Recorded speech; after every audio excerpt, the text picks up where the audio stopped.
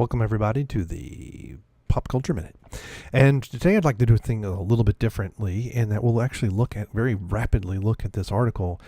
I actually agree with here. We have a problem with Black Widow, with her dying, sacrificing herself, and not being brought back after the snap, or the unsnap, or whatever you want, or when Captain America returns the stones. She doesn't come back.